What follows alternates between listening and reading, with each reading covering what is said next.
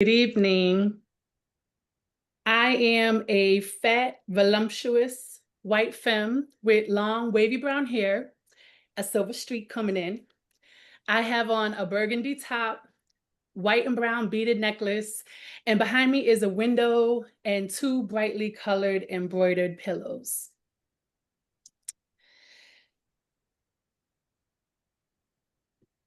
Claiming Caden tells the story of a working class couple, Natasha, who is a white woman, and Sanjay, who is a Black woman, as they travel to Boston from their home in post-Katrina New Orleans to claim the body of Natasha's brother from the prison where he died by suicide.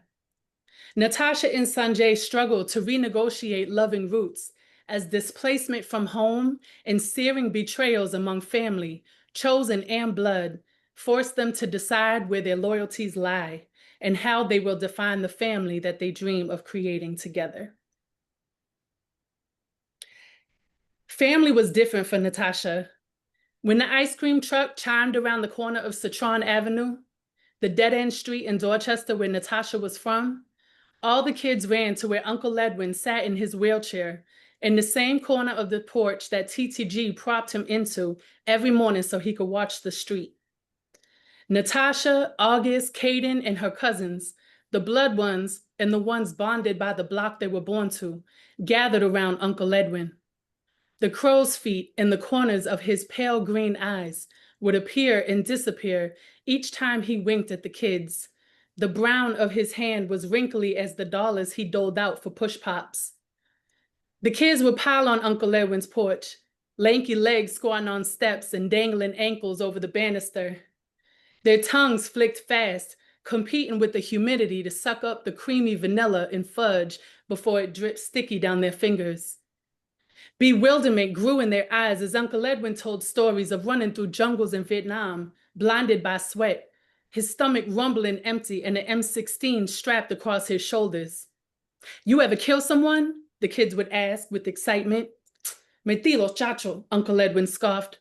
"Let people tell you what they want you to know, nosy little bodies."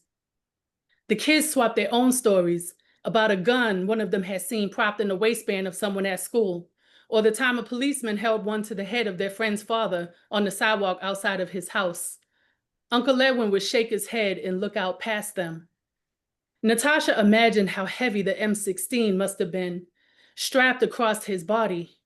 She wondered if it made him feel protected or if its weight had been a burden. She wondered if he'd been terrified for his life and the prospect of taking someone else's. She wondered if the kids had been afraid of the guns they saw, underneath the boastful voices telling the stories, the way she felt afraid knowing that their stories were true. Did Uncle Edwin feel safer now, away from the jungle, no longer strapped with an M16, bound in one corner of their dead-end street where guns were also drawn? Or did he yearn for somewhere that felt more peaceful? Natasha's love for where she was from had always been laced with the desperation to escape. Thank you.